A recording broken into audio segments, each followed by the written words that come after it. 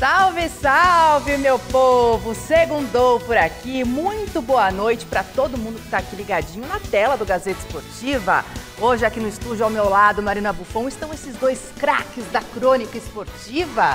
Do lado esquerdo, do meu lado esquerdo, está aqui o jornalista e comentarista Alex Miller.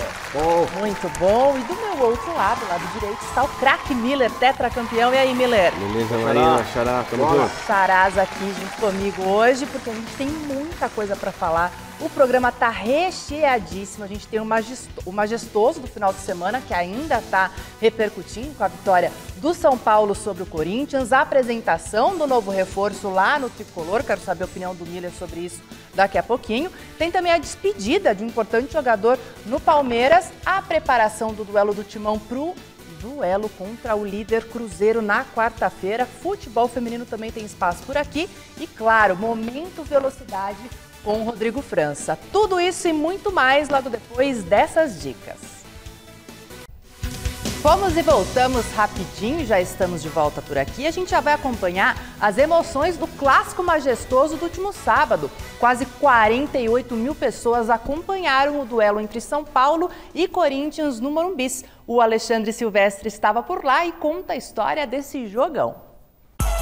Hernan Crespo finalmente sentiu o calor humano da torcida tricolor lotando as arquibancadas do Morumbi. Já para o técnico visitante, no São Paulo, neste mesmo palco, Dorival Júnior conquistou a Copa do Brasil em 23. Agora no comando do Coringão, vaiado na entrada por 48 mil torcedores. O que doeu não foi a reação do público, e sim o que iria acontecer nas quatro linhas. O destino colocou Dorival e Crespo frente a frente no majestoso do Brasileirão, na Casa Sacrossanta. O São Paulo, ameaçado de entrar na zona do rebaixamento, iniciou o jogo pressionando. Quem sentiu a pressão de uma disputa aérea? Oscar não suportou o impacto da queda e foi embora aos 15 do primeiro tempo. Hugo Souza, que já tinha tomado um susto nessa recuada quadrada do Bidu, levou outro no arremate do Arboleda. Memphis meteu na medida para Romero. Rafael espalmou como deu. Se entrasse, mudaria a história do duelo. Você não joga? Bonita arrancada no Marcos Antônio. Hugo Souza tirou o doce da boca ou do pé do Luciano. Pé do camisa 10 que balançaria a rede na sequência. 31 minutos, batida cruzada e um abraço. E logo depois, de novo, caixa, transformando o chute de Wendel em assistência. Dorival mexeu de baseada. Corinthians voltou direto no intervalo com 3 substituições. Sobrou até para o Memphis Depay, que nem para o banco retornou. Prefiro ficar no vestiário. Luciano foi ovacionado aos 35 da etapa complementar, quando saiu para a estreia do chileno Gonçalo Tapia, reforço anunciado na véspera.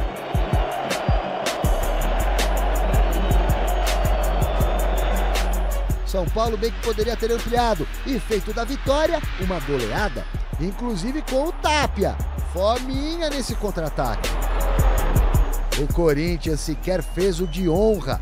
Rafael operou um milagre no último lance. 2-0 tricolor, que não vencia há 5 partidas e comemorou como se fosse um título. Respiro na classificação, né, Crespo? O mais querido se aproximou do Coringão do Dorival. 3 pontinhos a diferença na tabela. Diferente será a semana dos 2 professores.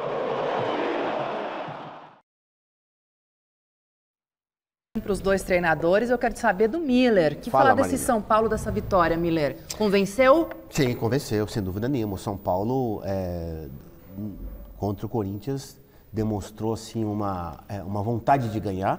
A tal da determinação, né, Xará? O São Paulo entrou assim, determinado a vencer, né? Acho que ele buscou mais a vitória que o Corinthians. Então, cada carrinho que um Bobadilha dava, um Luciano, etc., contagiava, né, positivamente o time. Isso aí passou para o time e o time todo. Acho que não foi vitória assim, sempre se destaca um jogador no clássico quando se ganha, né? Mas eu nem destaco os 2 gols do Luciano, eu destaco a boa atuação do time, porque o time não estava jogando bem, né? Contra o Bragantino deu uma melhorada, mas contra o Corinthians foi uma participação muito plena do time todo. E, por exemplo, o Wendel, Marino, o Wendel quase não estava jogando, desacreditado. Foi o melhor jogo dele. Com o Zobeldia quase não colocava ele para jogar. E ontem contra o Corinthians ele arrebentou com o jogo. Jogou muita bola em termos de ofensivo, né? Porque o lateral de time grande tem que atacar, não pode só se defender, pode se limitar só a se defender. Então acredito que o São Paulo fez uma partida plena, venceu porque quis vencer o tempo todo. É claro que no segundo tempo administrou mais a vitória do que buscou o 3º gol. E a decepção é o Corinthians, né? Que não só perdeu, né, Xará? Mas também ficou devendo muito porque não jogou nada.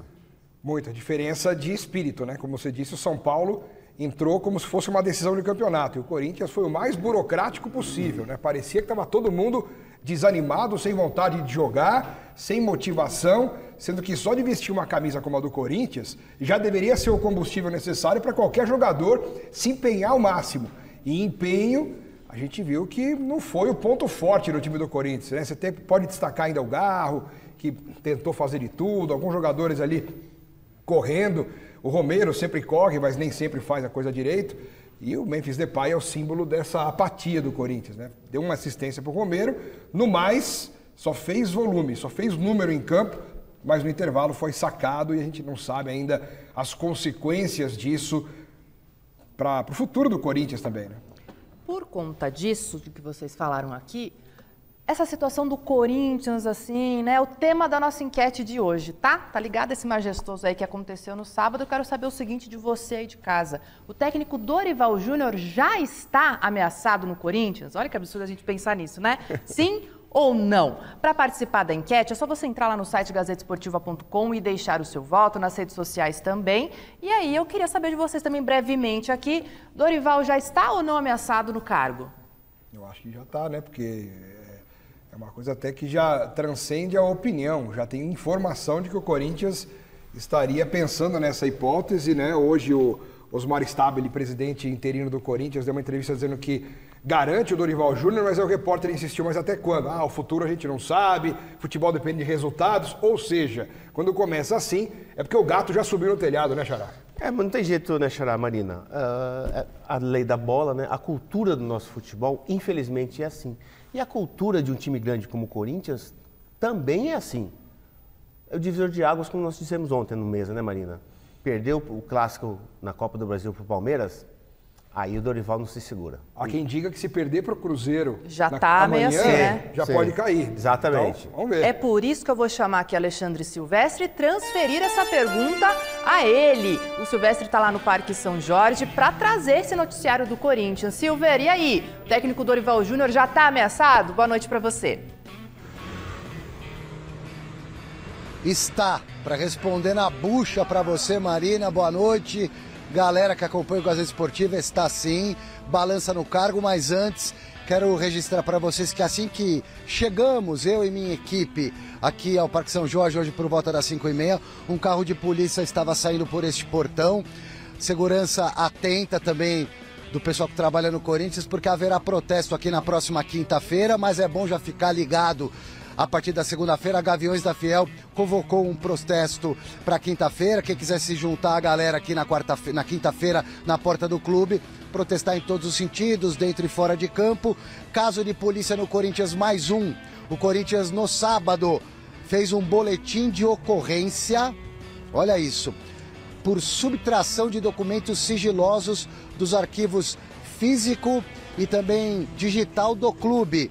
Dentre os documentos, as faturas que vazaram do cartão corporativo da presidência. Caso o André Sanches está sendo apurado no Conselho Deliberativo. O Conselho Deliberativo finalmente se manifestou publicamente através de nota nos últimos minutos, agora à tarde, dizendo que está apurando a história do André Sanches e de outros ex-presidentes. A reportagem completíssima para vocês no site gazetaesportiva.com, na apuração detalhada do Thiago Salazar. Voltando à questão do campo, vamos falar de bola. derrota do Dorival Júnior, mais uma, a quarta dele no comando do Corinthians em 14 partidas, ganhou 6 jogos, empatou 4, perdeu o clássico, o time não decola, não avança, não reage, e ele está balançando sim, como eu disse, o Osmar Stabile garantiu que pelo menos até quarta-feira ele continua, mas não dá para assegurar nada em relação ao futuro, porque tudo depende de resultado. Mas contra o Cruzeiro na Neoquímica Arena, o técnico será, o que tudo indica, o Dorival Júnior, que falou a respeito dessa pressão toda já de bastidores para uma possível saída dele após a derrota para o São Paulo no sábado à noite. Pode falar aí, professor Dorival Júnior. Primeiro, no Brasil você não tem essa condição de você poder estar tranquilo em sentido nenhum, nunca, em equipe nenhuma. Quem avalia meu trabalho está aqui, nosso diretor de futebol, o presidente, eles têm essa condição. Eu acho que essa pergunta deveria ser dirigida a ele. Eu estou desenvolvendo o meu melhor dentro do Corinthians, buscando as correções, buscando a melhoria da equipe. As oscilações elas acontecem e tem desequilibrado um pouco esse trabalho. Nós temos que encontrar um caminho que nos dê uma sustentação, uma segurança um pouco maior. Na grande maioria das equipes que eu passei, nunca tive esse tipo de problema. Estou enfrentando nesse momento. Agora é um fato que nós temos que conviver e trabalharmos para que a recuperação aconteça. E as especulações vão rolando, já se fala aqui dentro no nome do Vojvoda, que saiu do Fortaleza. Alguns dirigentes gostam dessa possibilidade, mas o Osmar Stabile garantiu o Dorival Júnior pelo menos até o jogo do Cruzeiro na quarta-feira em Itaquera. A multa rescisória do Dorival Júnior e comissão técnica dele, o filho mais os profissionais que ele trouxe, a comissão toda custa ao Corinthians R$2 milhões por mês. A multa rescisória refere-se a um valor relativo a 3 meses de salário desta comissão técnica. Portanto, fazendo a conta, Corinthians, se mandar embora o Dorival, vai ter que pagar ao mesmo R$6 milhões. Essa é a situação de momento do Corinthians e eu volto já para projetar o jogo contra a Raposa. Quem volta, quem não volta, quem continua machucado. E o momento continua muito complicado para os lados do Parque São Jorge, Marina. Tá certo, Silvia. Obrigada por essas primeiras informações. E aí tá com vocês, meninos. O Dorival aí, os números que o Silver trouxe, tem 52% de aproveitamento aí. Perdeu o clássico e tem uma sequência, gente. Complicada. E aí? Ô Marina, Xará, quando essas vozes da bola começam a ecoar, significa que o Dorival está mais do que ameaçado. Subiu no telhado. Infelizmente, porque eu acho ele um grande treinador. Para clube, né, a sua carreira é vitoriosa, né, Xará? Mas no Corinthians realmente ele não está bem. Dificilmente vai permanecer. Até porque o Corinthians não tem esse timaço todo para poder vencer os adversários que vem pela frente, né, Xará? Cara, quando começa assim, 3 meses de trabalho, já essa pressão Alex, toda, tá pelo jogo. Desculpa te interromper, o Silver tá chamando, acho que tem alguma informação aqui, você já continua. Claro. Vamos ver o que o Silver... Pode falar, Silver. Para somar no debate, até para o Alex completar, o Miller também e você, Marina, lembrando, o Osmar Stabile é o presidente interino. Dia 9 de agosto, daqui a pouco, vai ter a Assembleia Geral de Sócios para ratificar ou não o afastamento definitivo do empichado até aqui pelo Conselho Deliberativo, o Augusto Melo. Então, além da questão financeira, da multa rescisória, seriam mais 6 milhões para o Corinthians pagar. O Corinthians está vendendo almoço para comprar janta. Nem o presidente é o definitivo. Dia 9, talvez mude de novo o presidente, volte o Augusto, ou o Conselho tenha que convocar novas eleições. Então é uma decisão muito delicada para se tomar nesse momento também, a demissão do técnico. Tá certo. E aí, Alex, com essa mais essa aqui? Cara, na verdade, o Corinthians só se sustenta, o Corinthians só se mantém de pé, inclusive com chances de continuar na Série A, que tem que ser a prioridade nesse momento, pela sua própria grandeza. Se fosse um outro time médio, por exemplo, vivendo o que administrativamente o Corinthians vive, não se aguentaria, talvez tivesse falido, talvez tivesse fechado as portas. É muita coisa ao mesmo tempo para que as coisas sejam minimamente organizadas a ponto de manter um elenco caro como o do Corinthians de pé, sustentando uma comissão técnica como essa com o Dorival Júnior, que é ex-técnico da seleção brasileira. É a terceira folha de pagamento da Série A do Campeonato Brasileiro, só ficando atrás de Flamengo e Palmeiras, sem ter possibilidade de honrar essa folha de pagamento. Gente, é muito difícil. O Corinthians vive uma situação dramática. E repito, se não fosse a grandeza do próprio Corinthians, com a sua torcida, que está sempre presente, incentivando, sinceramente eu não sei o que seria desse Corinthians. E é lamentável. E a questão do Dorival Júnior que a gente estava falando aqui é só uma questão de tempo. A gente não sabe quando. Essa é a pergunta, não é se vai cair, é quando vai cair. Muito bem, falamos de um lado do clássico, vamos falar do outro, né? Porque o São Paulo agora, olha o hino de São Paulo aí, tá respirando um pouquinho mais aliviado depois dessa vitória importante no Majestoso, a primeira sob o comando do Hernan Crespo. E hoje o Tricolor apresentou mais um reforço para a sua temporada. O Thiago Salazar acompanhou a chegada do atacante chileno Gonzalo Tapia e traz o noticiário completo do Tricolor. Fala pessoal, olha só, ainda no clima da vitória sobre o Corinthians no último Majestoso, o São Paulo apresentou agora há pouquinho aqui no CT da Barra Funda, Gonzalo Tapia, atacante chileno, 23 anos, que já estreou no segundo tempo contra o Corinthians, mas hoje foi apresentado pelo presidente Júlio Casares e conversou com a imprensa pela primeira vez. Vamos dar uma olhada então nos principais trechos dessa coletiva que rolou aqui. La realidad es que no tengo una posición fija, sino yo puedo jugar por extremo, puedo jugar más al medio, por punta. Creo que es algo donde el cuerpo técnico y el entrenador decidirá dónde me verá mejor. La verdad que fue impresionante. Primero el ambiente que se generó por el clásico, la gente, lo que empuja, el movimiento que genera todo el estadio, la verdad que es imponente.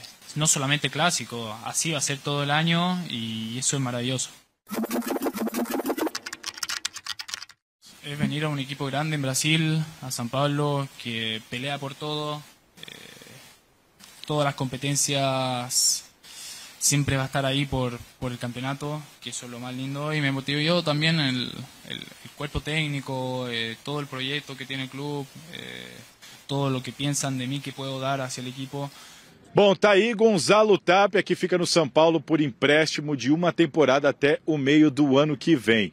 Agora o São Paulo se prepara para o jogo contra o Juventude. São Paulo venceu o Corinthians, mas continua muito próximo da zona do rebaixamento. Jogo importante para o Tricolor lá no Alfredo Jaconi, quinta-feira, jogo que o São Paulo de novo não vai ter o Caleri, não vai ter o Lucas Moura e agora também, mais uma vez, o desfalque do Oscar, que teve um problema logo com os 15 primeiros minutos do jogo contra o Corinthians. Ele acabou batendo as costas no chão, caindo de mau jeito, fraturou processos das vértebras lombares e, por causa disso, vai ficar de fora do São Paulo. De 4 a 8 semanas, ou seja, de 1 a 2 meses, problema para o técnico Hernan Crespo. Enquanto isso, o clube está no mercado buscando reforços. O São Paulo quer um zagueiro, quer um meio-campista e quer um ala direito. Só que não tem dinheiro para investir, então é em busca sim daquelas oportunidades de mercado. O foco, apesar da necessidade de reforços aqui no São Paulo, é a manutenção do elenco. O entendimento é, já que não há dinheiro para investir, se não for possível contratar, o importante é pelo menos não perder a base do time titular e conseguir recuperar os seus principais jogadores. Esse é o São Paulo que venceu o Corinthians, que pega o Juventude e que agora tem Gonzalo Tapia à disposição. Volto com vocês. Obrigada, Salazar. E aí, Alex, que dizer das informações todas? O Tapia já entrou, né, no jogo, achei ele muito afoito, né, querendo marcar um gol, teve um contra-ataque que ele desperdiçou, deveria ter rolado no meio, sairia o gol naturalmente, ele tentou sozinho, depois teve uma outra chance, chutou, e na coletiva também me pareceu afobado para mostrar que ele é muito bom, né, eu jogo pela ponta, pela outra ponta, pelo meio, no gol, na arquibancada, como Gandula, eu faço tudo aqui mais um pouco. É bom que o cara chegue com essa vontade, mas vamos respirar, vamos com calma, com jeito, as coisas se encaixam para que ele tenha sucesso aí no São Paulo. É isso, Miller? Olha, Michel, desculpa. Força do hábito. É verdade. Ela volta amanhã, hein? A Michelle volta amanhã. Ô, Marina, veja bem, o São Paulo já atingiu o número máximo de estrangeiros, 9, né? Eu acho muita coisa. Mas os clubes quiseram assim. Eu acredito que, claro, ele chegando agora, tem que se adaptar, aquela coisa toda, tá? Não é um jogador imprescindível. Eu acho que ele é um jogador para compor elenco. Aí eu já não gosto muito de contratar estrangeiro por conta dessa... Vai ter na base, né? Desse propósito, exatamente. Então acho que o São Paulo venceu, essa vitória dá um ânimo, dá uma confiança, aquela coisa toda, mas ainda está a 2 pontos da zona de rebaixamento. Pega o Juventude lá em Caxias, jogo dificílimo porque o adversário joga bem em casa. Então é uma vitória que se comemora até quinta-feira. Muito bem, gente. A gente teve mais um duelo paulista no sábado pelo Brasileirão. O Mirassol recebeu o Santos no Maião e não tomou conhecimento do adversário. 3-0, sem dó nem piedade. Os gols só foram no segundo tempo com Chico da Costa, Reinaldo, ex-São Paulo, e Christian. Esse último, aliás, um golaço. O Mirassol segue assim invicto jogando em casa nesse Brasileirão e subiu para a 7ª colocação. Já o Peixe abre a zona do rebaixamento em 17º lugar. E aí, né? O torcedor comemorou uma vitória com o Flamengo, de repente vai aí com o Neymar jogando o tempo todo e faz esse papelão. São as coisas. Primeiro a gente tem que valorizar e exaltar a campanha do Mirassol, que está sensacional no Campeonato Brasileiro. Ninguém esperava isso, ninguém. Numa pesquisa aí, 90% das pessoas colocavam o Mirassol como eventual rebaixado antes do campeonato. E agora, eu coloquei nas nossas enquetes. Eu também coloquei, aí, a maioria da gente colocou. O Mirassol poderia ser rebaixado, mas... Gente, 7º lugar e não é sem querer, é um acidente. Tá fazendo por merecer. E o Santos experimentou na pele. O Neymar não tocou na bola, não chutou uma bola pro gol. O Walter não fez uma defesa. Então o Santos, a gente precisa descobrir qual é o Santos. Aquele que jogou muito bem contra o Flamengo ou esse que não fez nada contra o Mirassol? Próximo jogo contra o Inter em casa a gente vai descobrir, né, Xará? Olha, uma coisa interessante, né? Que o Reinaldo é um dos artilheiros do Campeonato Brasileiro. O Reinaldo é um dos artilheiros do Campeonato Brasileiro. Mas ele é eficiente, cara. O Mirassol, em menos de 5 minutos, fez 2 gols. Pra você ver como o Santos jogou mal. Né? O 3-0 não foi um acidente. Foi um resultado, fruto de uma competência muito grande, não só do seu treinador, mas dos jogadores. Sim. O Mirassol joga bem contra todos, até fora de casa. Então, é um time que está em ascensão no Campeonato Brasileiro, merecidamente. Agora, se o Palmeiras precisa contratar, imagine o Santos. Pois é, fica aí a questão no ar, né, gente? Porque se não contratar, ô Marina, aí corre risco de rebaixamento, sim. Agora a gente vai mudar um pouquinho aqui. Cadê o hino? Tem o hino também, né? Porque ontem teve jogaço no Allianz Parque. O Palmeiras, olha aqui. O Palmeiras e o Atlético Mineiro fizeram uma partida eletrizante. Vamos ver na reportagem do José Paes. O jogo entre Palmeiras e Atlético Mineiro teve 3 ex-jogadores do Verdão como titulares do Galo no Allianz Parque. E um desses titulares, o atacante Rony, acabou homenageado com uma placa pela presidente Leila Pereira pelos 70 gols e 11 títulos com a camisa do Palmeiras.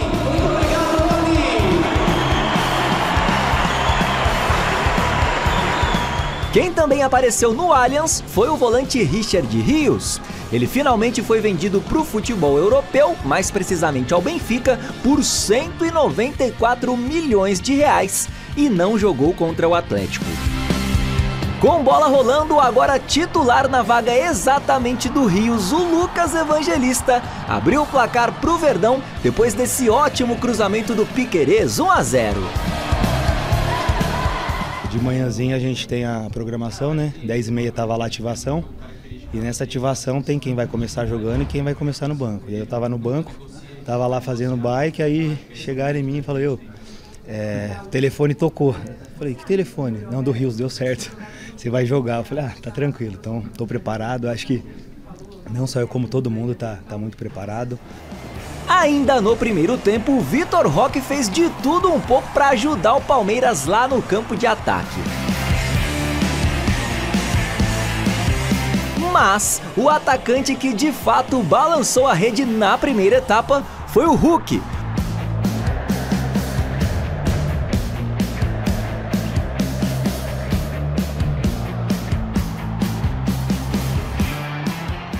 quando teve a falta ali, ele falou assim, a barreira tá muito longe.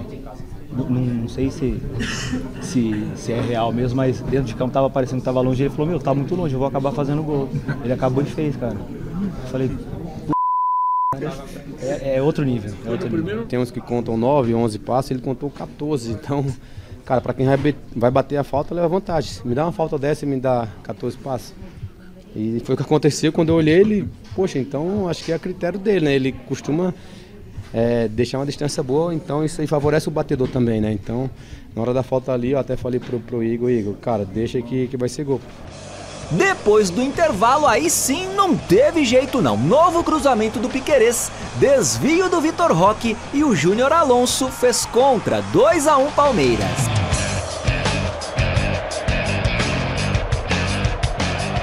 Eu acho que ele é um jogador que joga melhor quando está com raiva. Entendem? Quando está com raiva, com essa pegada que vocês... E ele tem que perceber o que é que lhe dá energia para chegar dentro do campo e aos pouquinhos tirando o máximo dele. O terceiro do Verdão foi marcado pelo novamente titular Maurício, aproveitando a insistência do Vitor Roque e o passe na medida do Facundo Torres.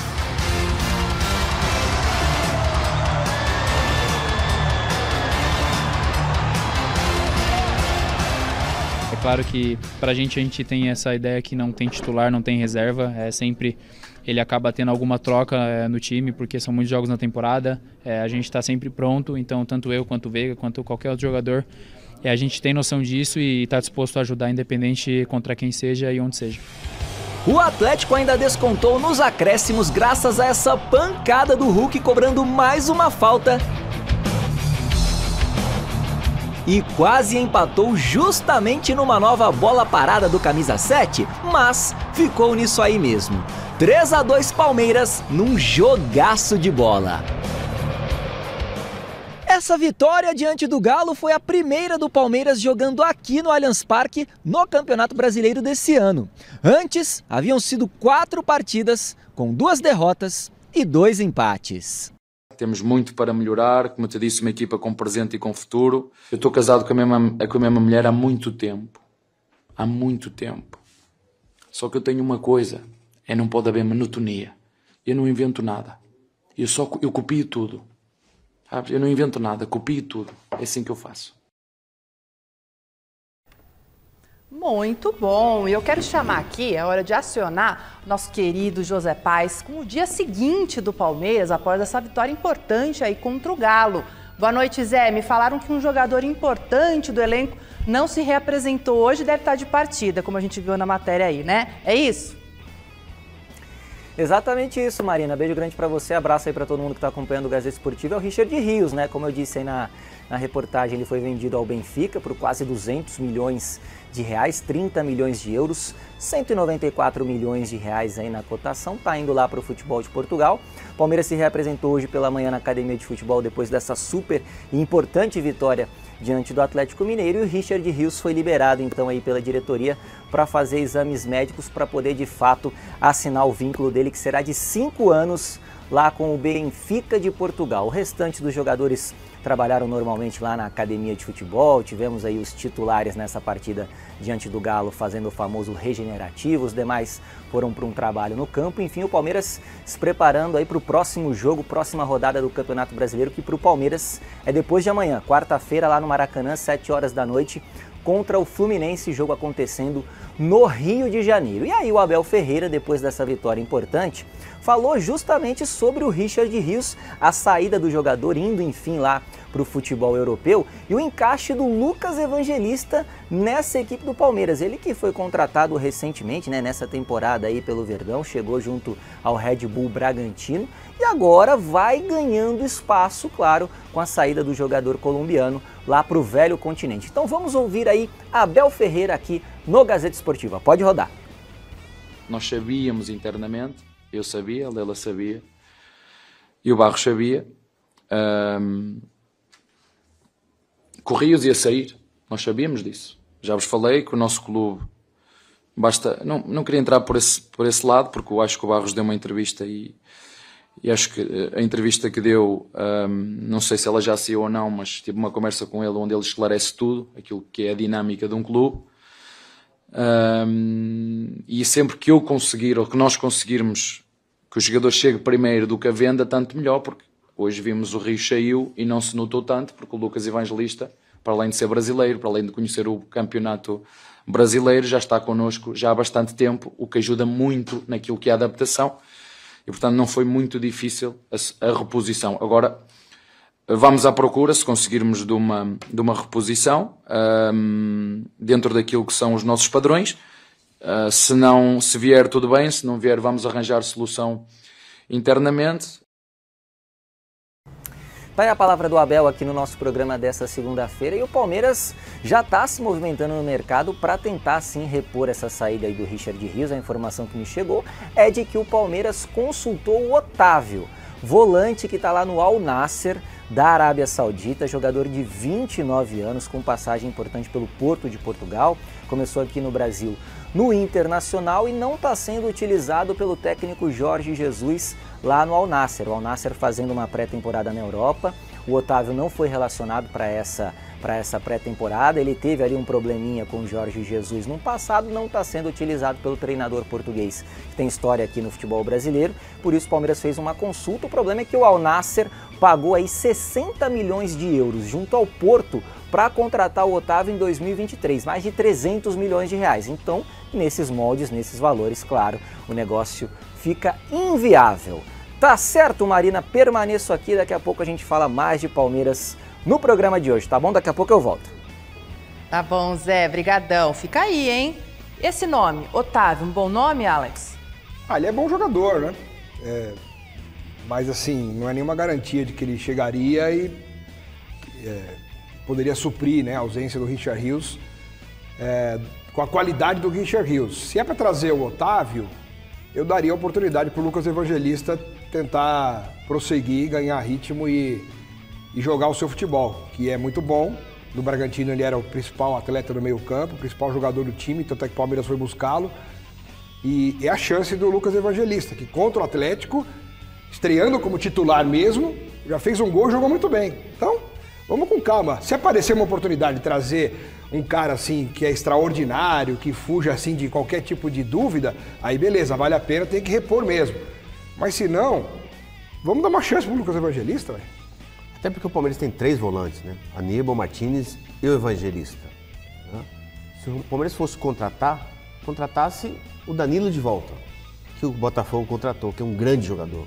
Então, acredito que se der moral pro Lucas Evangelista, ele vai tomar conta ali da posição, porque ele é um bom jogador.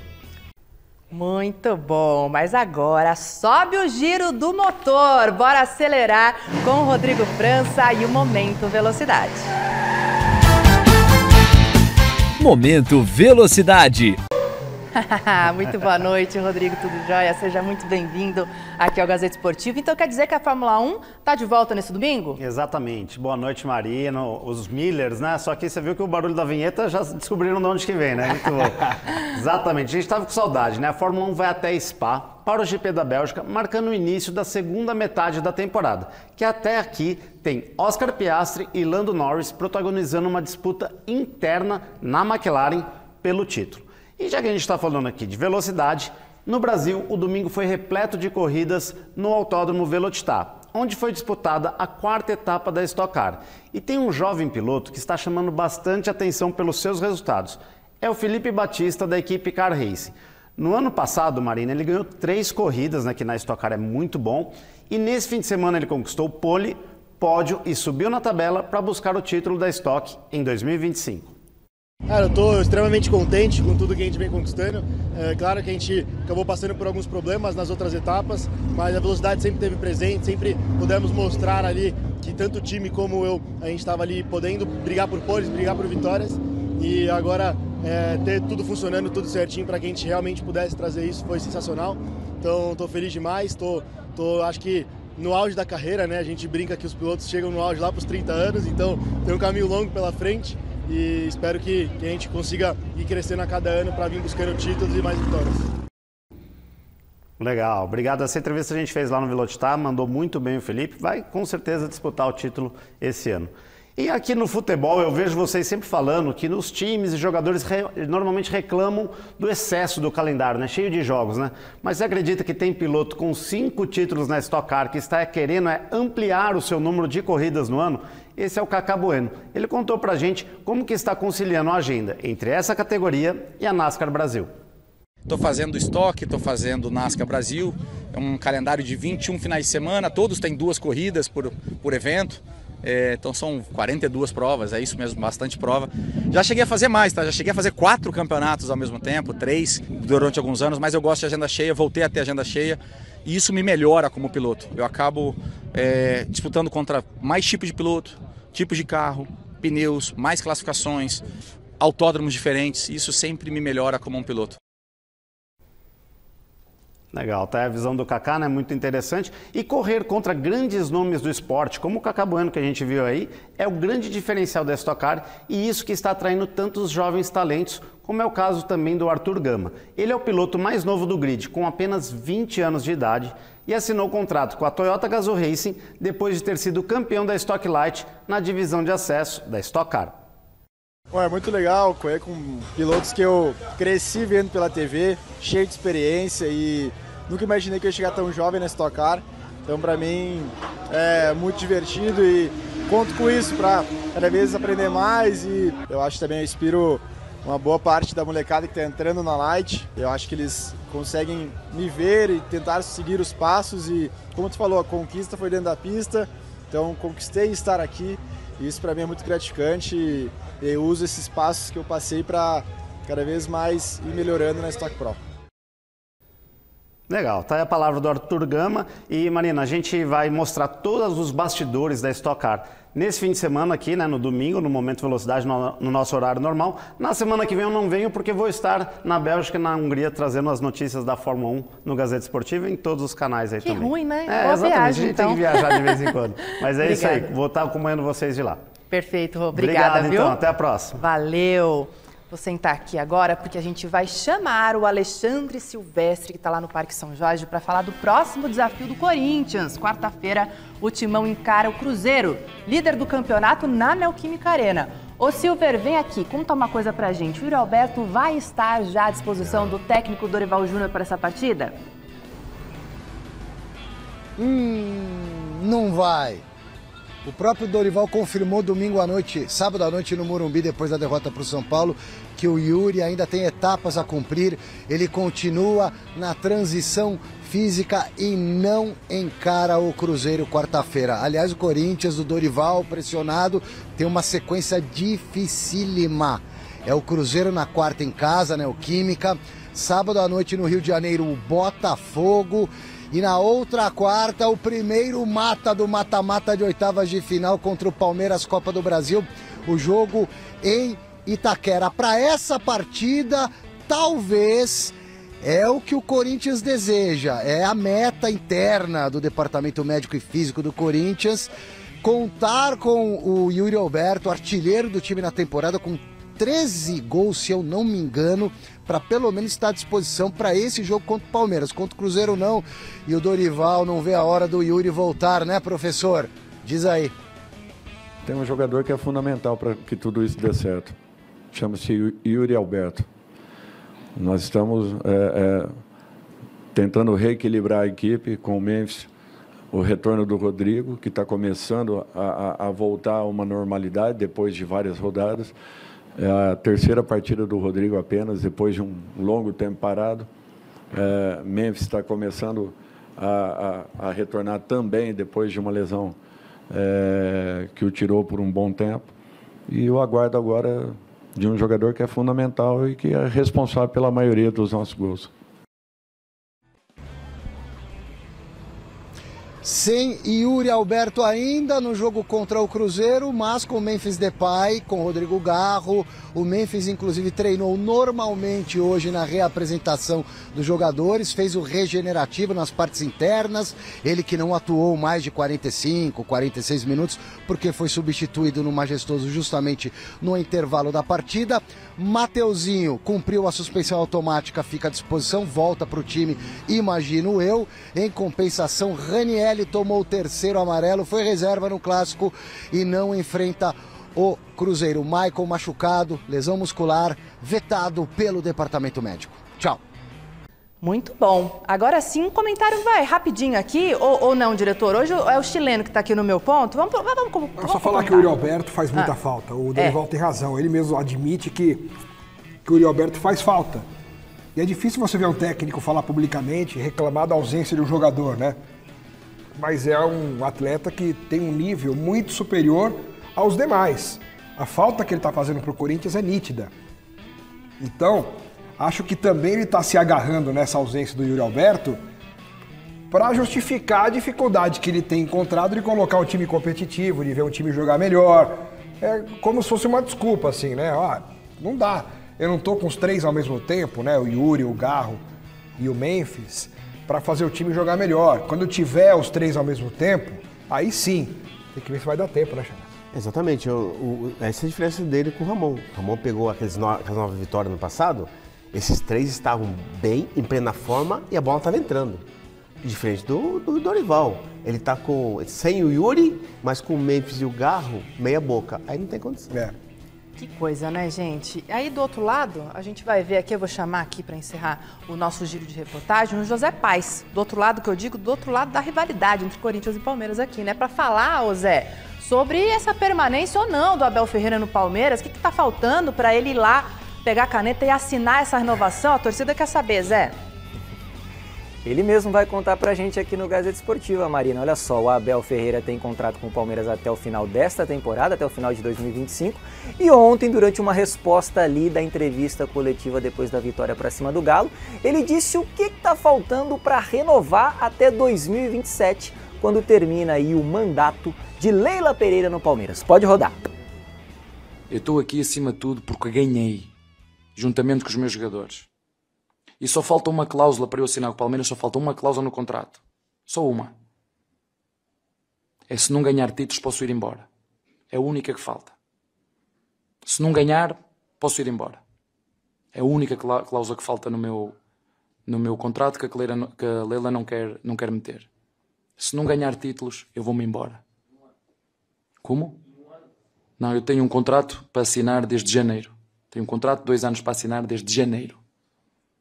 Só que já disse várias vezes, eu quero estar aqui se for para ganhar títulos e se vir esta vontade nos meus jogadores. E para assinar é muito fácil. Uma cláusulazinha, se não ganhar títulos, posso ir embora. Vamos. Muito fácil assinar comigo. Tá aí então, Abel, que cláusula é essa, hein, Marina? Devolvo para você, beijo grande para todo mundo e tchau. Valeu, Zé, beijo para você, boa noite. Que cláusula é essa? Pra mim ele nem sabemos, né? Pra mim tá jogando pra torcida. Vamos ver o que o povo fala. Conforme o barulho, a gente vê o que faz. Olha, ô Miller, vou pro resultado da enquete aqui, viu? O técnico Dorival Júnior já tá ameaçado no Corinthians e a maioria respondeu que sim, com 89% dos votos, assim como vocês estavam falando por aqui. Ô diretor, já acabou nosso programa? É isso mesmo? Dá pra comentar um pouquinho então. Então eu quero ouvir, Miller, você falando do Abel. Não, acho que ele vai renovar, mas é uma cláusula estranha, né? Olha, se não ganhar título, eu posso ir, eu me demito. Não você, clube, me demite. Isso não existe, né? Estranho, né?